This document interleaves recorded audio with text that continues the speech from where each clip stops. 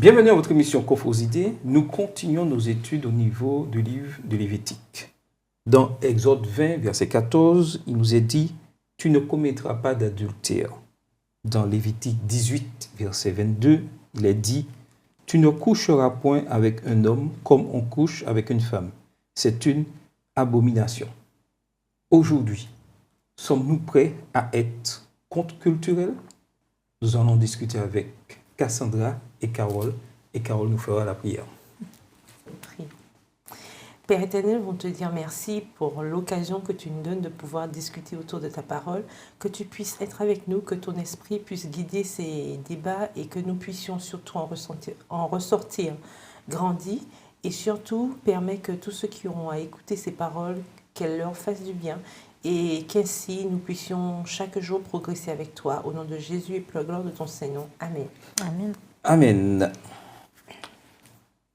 Cette semaine, nous allons parler des chapitres 18 et 20 du livre de Lévitique, où une attention particulière a été portée sur la sexualité. Aujourd'hui, on pourrait dire que l'être humain s'est laissé complètement aller sur le plan sexuel. Mais Dieu a-t-il un plan pour l'homme et la femme au niveau de la sexualité? Alors oui, il ne faut pas oublier que c'est Dieu qui, à la base, crée la sexualité.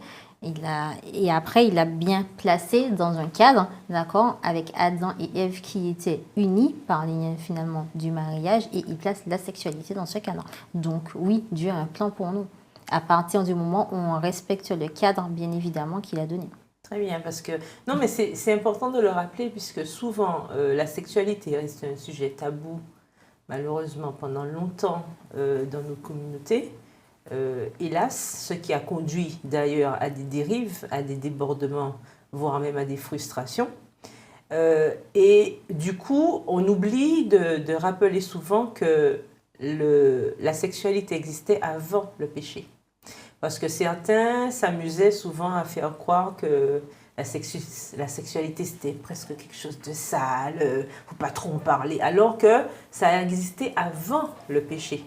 D'accord? Donc, ça veut bien dire que l'Éternel avait prévu cela, et aussi entre un homme et une femme. Donc, il avait bien un plan. Et dans tout, vraiment, dans tout, dans la nature, on voit bien que c'est toujours gamma mâle, gamma femelle, au niveau de la flore, au niveau de la faune, on voit bien, hein, les animaux, entre eux, c'est toujours mâle et femelle. Même si on veut quoi, autre chose, c'est ça. Pour l'espèce humaine, bien sûr, évidemment, Adam et Ève. Il n'y avait pas Adam et Adam ou Ève et Ève. Et c'est vrai que malheureusement, aujourd'hui, ça dérange. Mais la parole de Dieu, elle reste immuable. Et c'est clair, c'est clairement dit. Le Seigneur savait tellement que l'homme allait vouloir dévier les choses, que les choses sont dites clairement.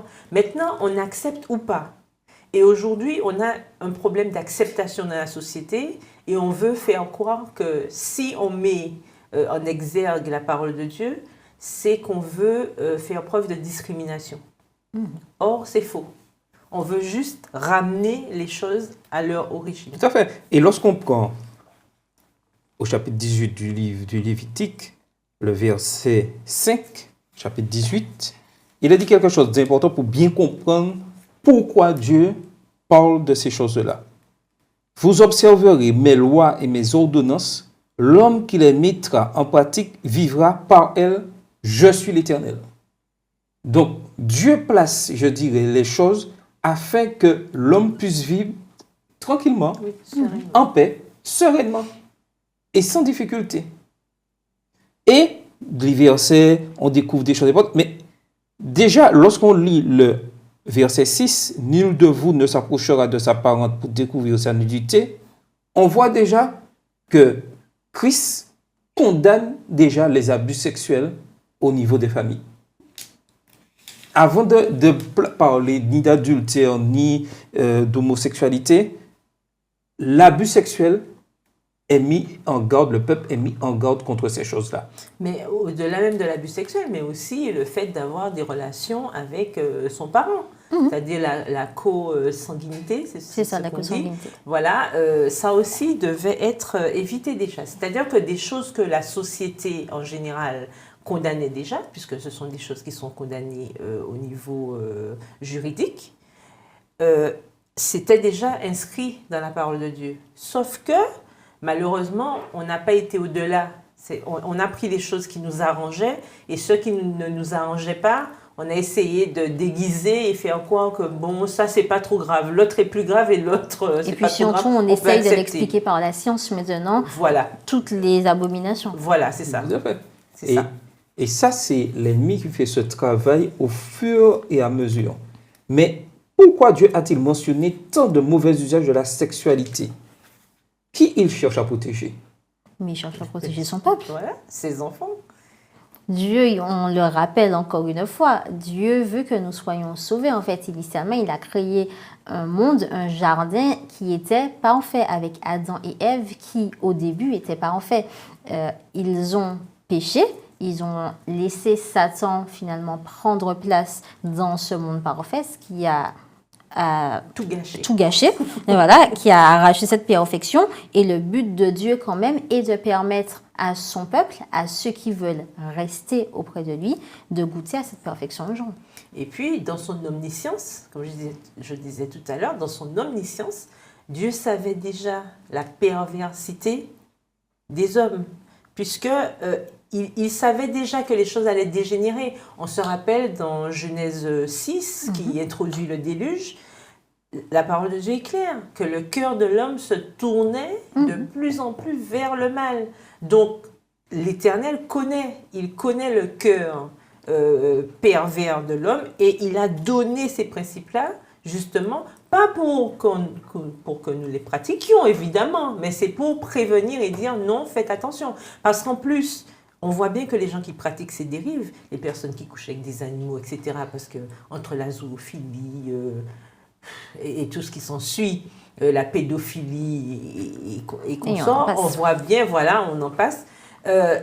On voit bien que ces dérives-là mènent à quoi? Eh bien, une certaine anarchie dans la société. Hein. C'est-à-dire qu'il y a un déséquilibre aujourd'hui émotionnel, un déséquilibre social.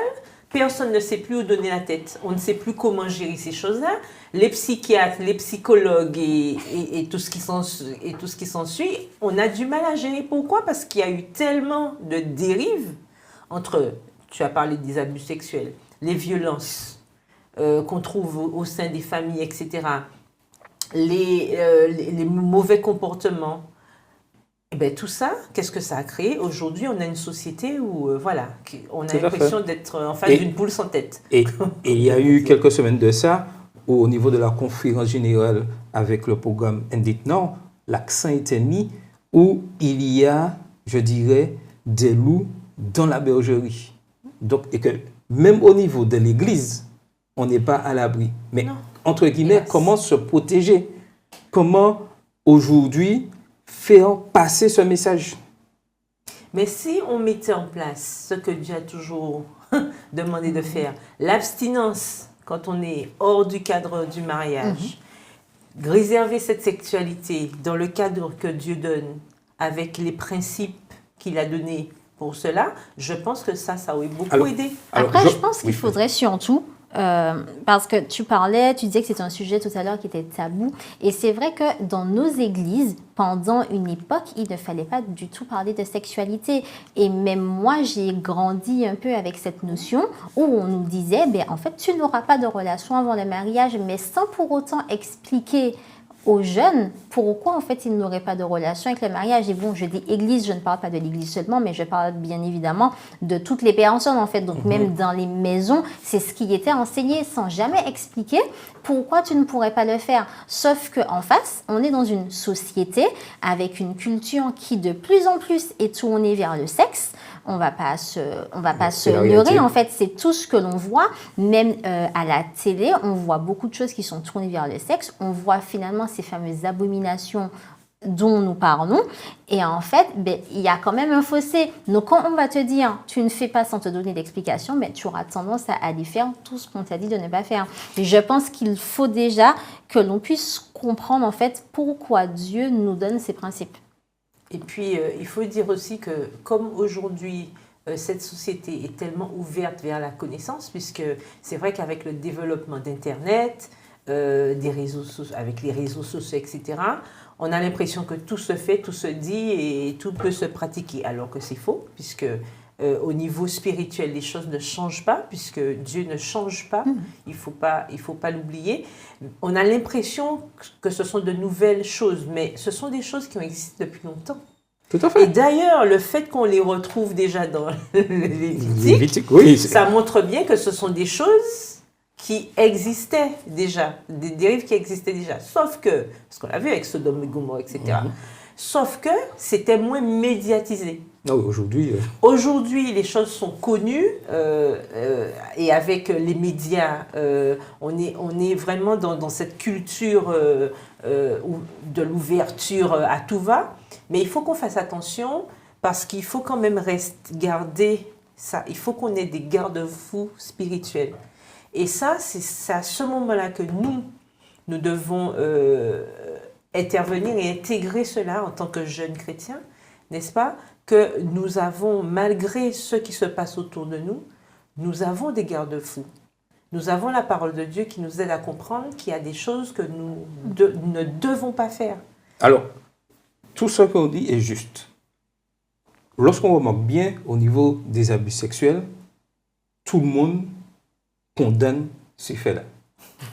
Il n'y a personne, si vous allez contre ça, là, tout le monde est d'accord, c'est même question de religion, la société est d'accord, abus sexuels non interdit. Je me rappelle, il y a quelques semaines de ça, j'ai eu l'occasion de prêcher et j'ai dit qu'un homme ne doit pas coucher avec un homme. L'Église, amen. J'ai dit aussi, la Bible condamne l'adultère. Les amens étaient moins forts. Y aurait-il plus d'adultère dans nos églises? Non, mais attends. Aurait-il, je dirais, une catégorie de péché sexuel qui soit autorisée ou non? Je me pose la question. C'est clair. Peut-être. Tu ne commettras point d'adultère. C'est ça, et puis peut-être qu'il y a plus d'adultère dans nos églises. Oui, mais je ne sais pas. La parole de Dieu condamne et tout est placé, je dirais, avec la parole de Dieu, sous le même plan. Oui, la fornication. Abus sexuel, fornication, adultère, homosexualité. Tout ça, ça doit être banni. Tout ça doit être banni. En fait, c'est pareil. On est dans une société, encore une fois, où finalement, commettre un adultère, ce n'est pas grave.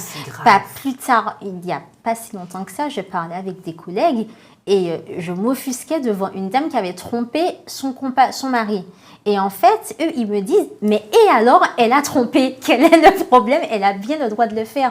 Mais en fait, non, à partir du moment où on normalise tout ce qui est mal, c'est tout à fait normal qu'à l'église, on te regarde avec de gros yeux si tu dis adultère ou pas adultère, parce que autant les abus sexuels dans notre société, les gens trouvent ça encore hallucinant. Pour eux, ce n'est pas bien de le faire parce que jusqu'à présent, personne n'a encore trouvé une explication biologique ou tout ce que l'on veut. Hein. Si ça se trouve, bientôt, on nous dira que finalement, c'était bien qu'il y avait, des bienfaits. Voilà, c'est une très bonne chose pour la société. Hein, voilà, si ça se trouve. Là, peut-être que les gens le verront autrement, mais pour l'instant, commettre un adultère dans la société, j'ai envie de dire, mais ça devient de plus en plus banal. Donc, à l'église aussi, étant donné qu'on se laisse finalement influencé par tout ce qui se passe dans le monde, mais oui, il y a forcément des gens qui vont te dire commettre un adultère à l'église, qu'est-ce que c'est? Pourquoi tu y vois un problème?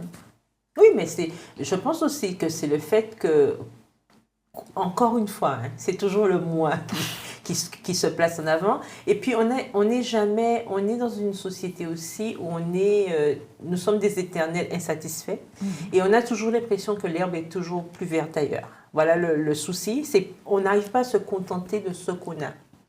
Et ça, c'est un problème. Pourquoi? Parce que ça appelle une certaine avidité, que ce soit une avidité face à la sexualité ou autre, hein, ça peut être l'argent ou quoi que ce soit. On a toujours l'impression que l'autre a mieux que soi ou que l'autre est mieux et que ce qu'on a, ben, ça ne va pas suffire. Au lieu d'essayer de développer ce qu'on a, d'accord, on essaie de voir si ça va pas être mieux ailleurs. Alors que ce n'est pas ça.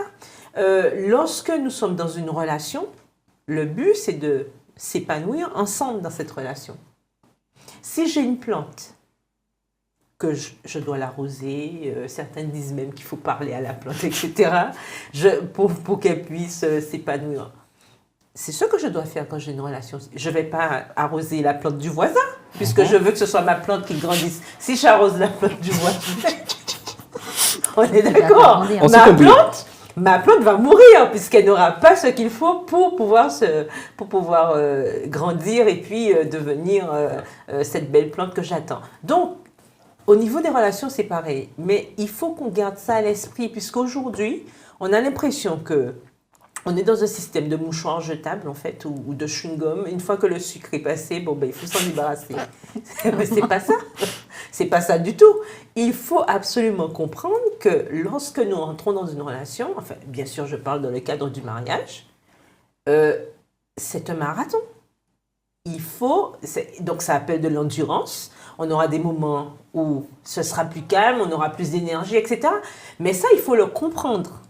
Et souvent, malheureusement, les gens, je ne sais pas si c'est peut-être parce qu'on est dans une société fast-food, hein, c'est un tout, il faut aller vite, etc. On a l'impression que si ce n'est pas rapide ou si ça ne ressemble pas à ce qu'on veut, pouf, on peut changer comme ça. Non, non. Et c'est ça aussi qui mène à ces dérives-là, parce que on ne peut pas se contenter de ce qu'on a et on ne comprend pas qu'on doit développer ce que Dieu nous a donné. Si Dieu m'a donné quelque chose, il faut que je puisse développer ça. Et puis un autre élément, notre ennemi, il est assez sournois. Et en fait, si on remarque bien, tout ce qui se passe, qui se reproduit dans la société, c'est ce que l'on voit sur les médias. Et ce qui se passe dans les médias, les films, les séries, si on regarde, tout est basé sur tout ce que Dieu dit qu'on ne devrait pas faire dans la Bible. Et en fait, mais c'est ça en fait. Et finalement, Nadia, il a compris que si il prend tout ça, qu'il le met à travers les médias et qu'il le met à une sauce où on estime que tout devient bon, il n'y aura pas de problème et il arrive à faire passer la pilule. Et je pense que c'est là que nous, en tant que chrétiens, jeunes chrétiens adventistes, on devrait être d'autant plus vigilants et se rappeler, mais en fait, ça, là, tout ce qu'on nous montre, à la base, ce n'est pas bien et Dieu nous met en garde dès le départ vers ces choses-là. Et je pense qu'ainsi, il y aurait moins de dérives. Alors, il y a quelque chose que j'aimerais partager et que nous tous, nous puissions bien comprendre. Nous avons tous des désirs impurs. Oui, parce que nous sommes pécheurs à la base. Parce que nous sommes pécheurs. Oui. La question à laquelle j'aimerais qu'on puisse se poser là maintenant, en tant que réflexion, que doit faire un chrétien si des désirs sexuels impurs le tenaillent?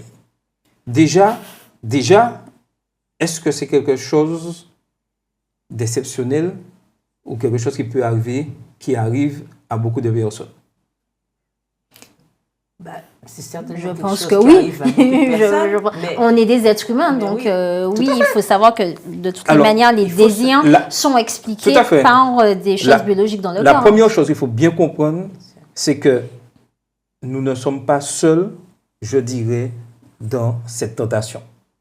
Oui, mais il faut se tourner vers Dieu. Il faut se tourner vers Dieu, tout à fait. C'est la seule solution. Et il faut comprendre que la tentation sexuelle est l'une des plus grandes tentations auxquelles les êtres humains sont confrontés.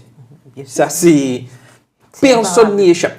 Déjà, c'est imparable, bien comprendre. Deuxièmement, on ne trouve nulle part dans la Bible qu'une personne ait été condamnée pour avoir été tentée. Mais non, Christ mais même en a fait, été tenté. Christ a été tenté. Non, mais pourquoi je dis ça? Pourquoi je dis ça? Oui, en réalité, le problème, c'est pas d'être tenté, c'est ce qu'on fera de cette tentation. Tout à fait, parce que certains croient que le fait d'être tenté, c'est péché. C'est-à-dire, c'est péché. Non.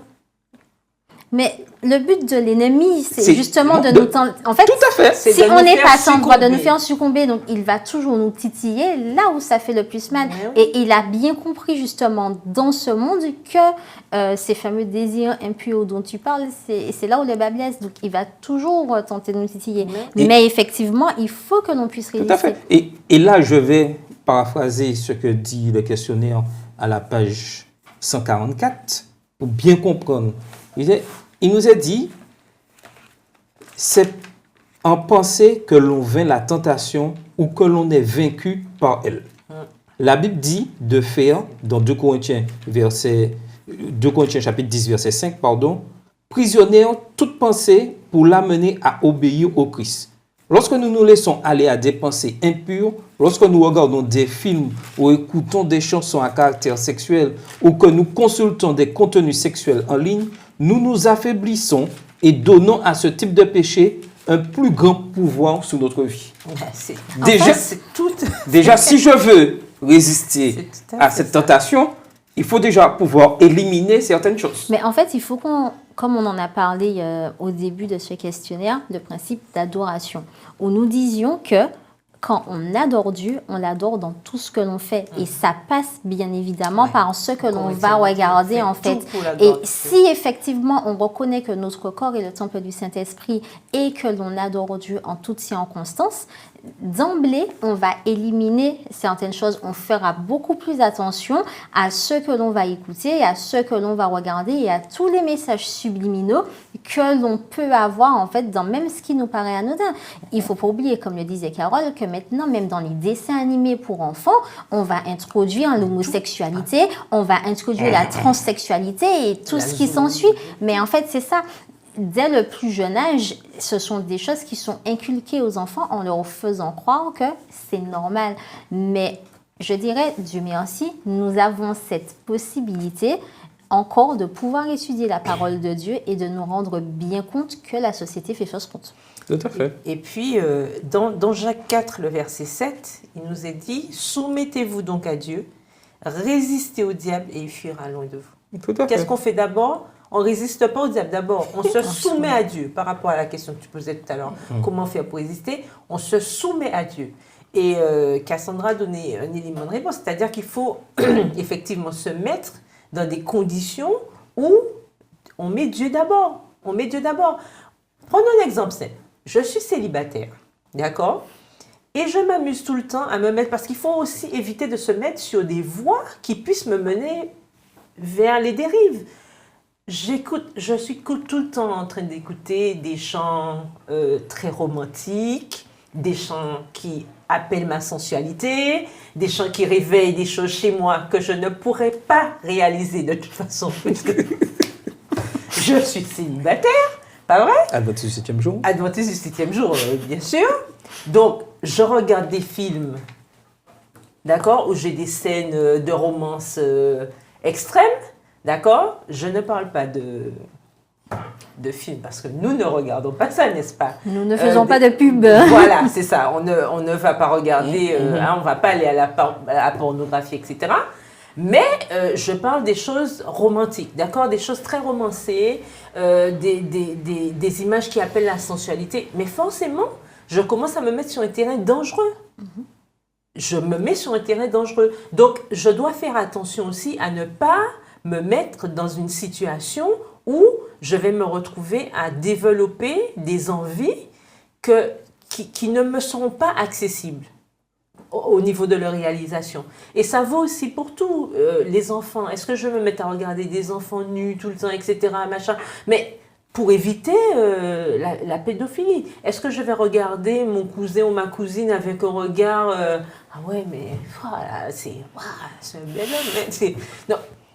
Est-ce que je vais commencer à avoir des remarques de ce type-là envers des membres de ma famille? Enfin, je veux dire, ce sont des exemples concrets. On pourrait même ajouter ce genre de comportement homme-femme au sein de l'Église aussi. Au sein de l'Église.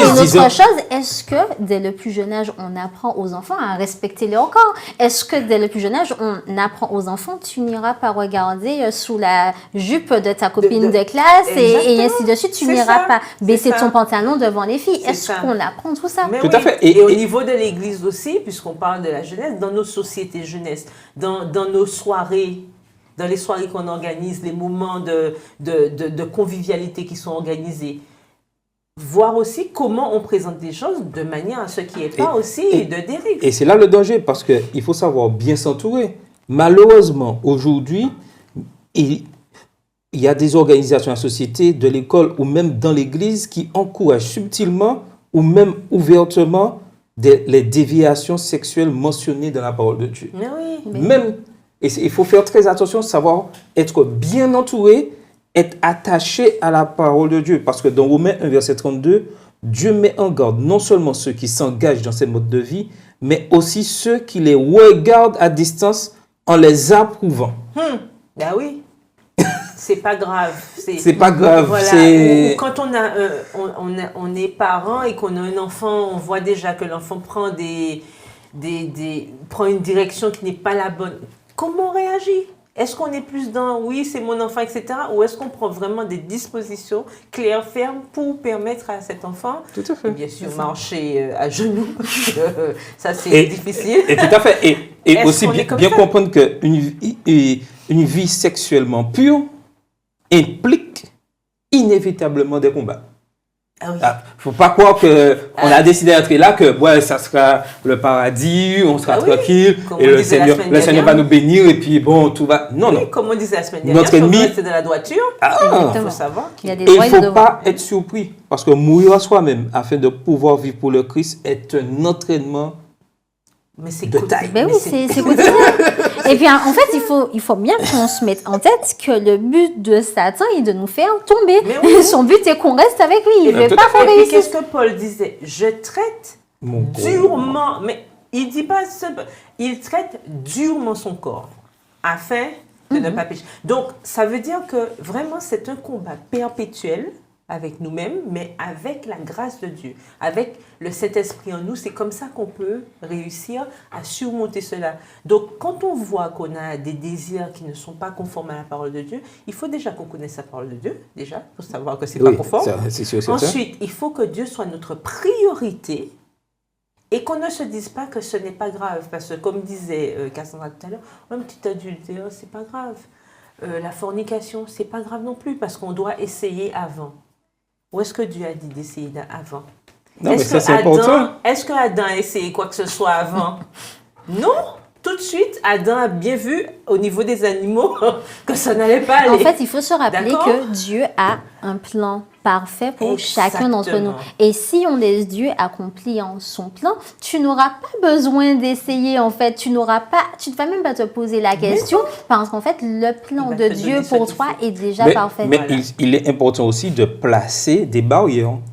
Exemple, se coucher tôt, éviter certains endroits. Bon, j'ai envie c'est de ça. dire que maintenant, se coucher tôt n'est pas forcément la solution. Tu sais, Mais- écoute, je pense qu'on est dans une société, va où tu veux, fais ce que tu veux au moment où tu veux. Par contre, je pense qu'il est important d'être conscient de nos limites, en fait, à chacun. Voilà. Et en fait, Il faut de se notre connaître. seuil de tolérance, se connaître pour savoir qu'est-ce Tout à qu'on nous fait. fera et qu'est-ce qu'on ne fera pas. Voilà. Si je sais que, en fait, c'est rentrer tard qui me fera chuter, eh bien, effectivement, il ne faut pas que je rentre tard. Si je sais que c'est aller avec certains amis dans certains lieux, en fait, qui vont me faire tomber, il ne faut pas que je le fasse. Voilà. Si je sais que regarder des clips de Zouk, par exemple, ça va me faire du mal et que ça va me donner des envies, il faudrait aussi que là, je sois en mesure de me dire, je ne le ferai Tout à pas. fait. Il faut faire des sacrifices. Il faut installer Exact. des protections. Il faut savoir faire Et des chacun sacrifices. connaît. Mais voilà, pour installer des protections, il faut déjà être conscient qu'on est des pécheurs, que l'on peut être tenté et que notre but est vouloir en fait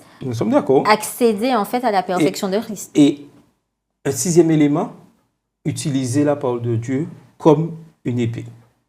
C'est-à-dire l'épée de l'esprit qui est la parole de Dieu. Mais bien sûr. Et là, Il faut trancher. c'est le bas baisse.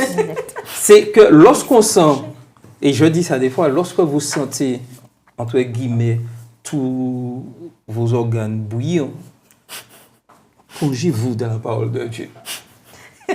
Non, mais certains te diront, ça c'est facile à dire et que c'est pas évident pour des jeunes parce qu'en fait, il faut pas oublier que le corps réagit aussi parce qu'on grandit, il y a différentes Non, phases, il y a la attends, naissance. mais ça fait partie des Et barres de puis, protection. il faut pas oublier aussi qu'on est dans une société où c'est pas ce qu'on va te conseiller de prime abord. Ah Alors, oui, oui, ça, alors, oui. alors, Même des je veux, spécialistes. mais c'est ça. Même des Alors, spécialistes. je veux bien, tu vas me dire, oui, prends la parole, etc.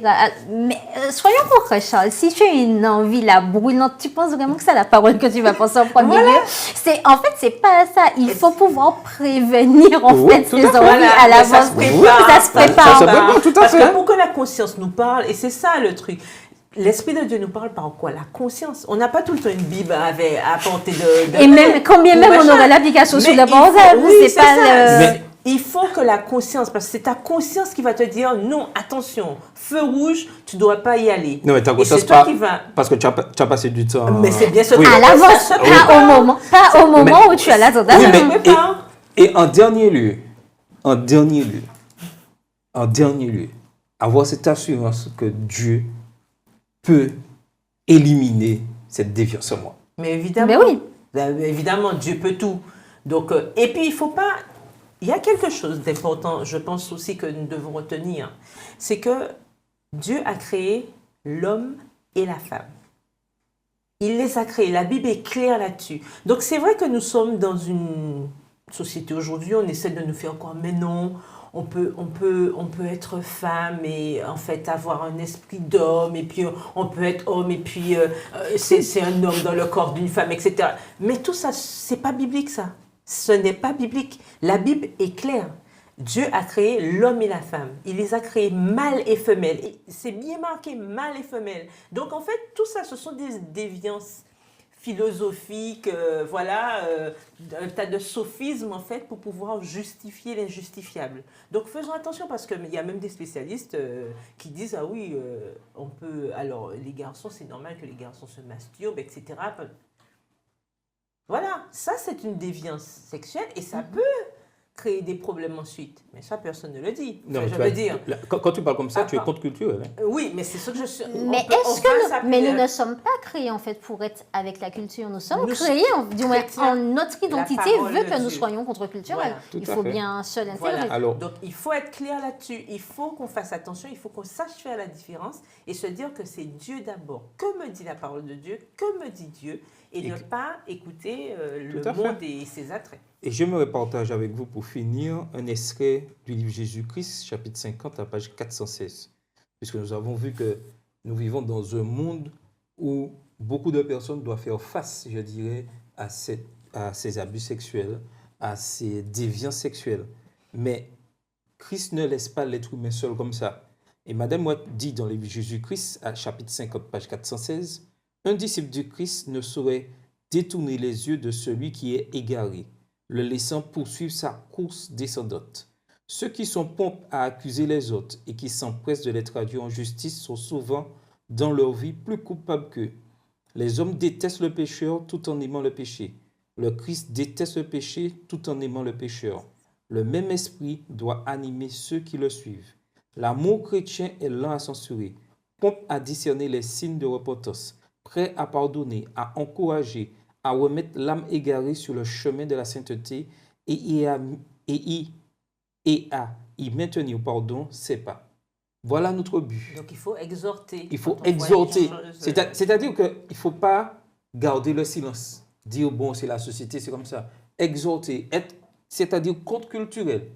Ça veut dire que je n'aime pas le pécheur. Ça ne veut pas dire que je n'aime pas l'homosexuel, mais c'est son acte que je condamne. Mais je fais tout pour le ramener.